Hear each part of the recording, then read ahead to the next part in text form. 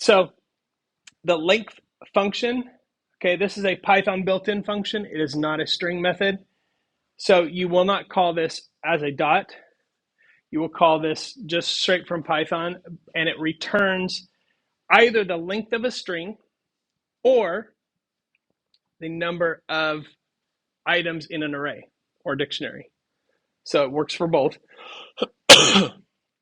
Very useful. But when you're using length, you're basically just going to,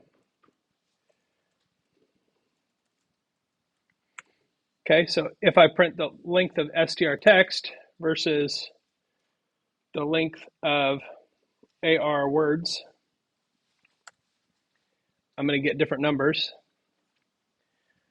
right? So the array here, or the string here, is 37 characters long. If I print the array, it's telling me 1, 2, 3, 4, 5. It's 5 words long. So I can easily get the number of words and the number of characters in the string. And if I wanted to, I could do something like this.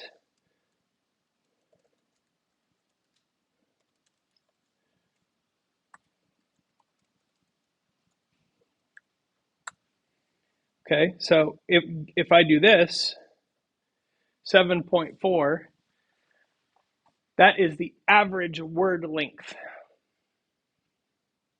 Okay, why would I want to know the average word length? Because that's used in text analysis a lot of times. Okay, so you can find out, is somebody using big words on average or small words on average? Some say that's a measure of sophisticated writing or not.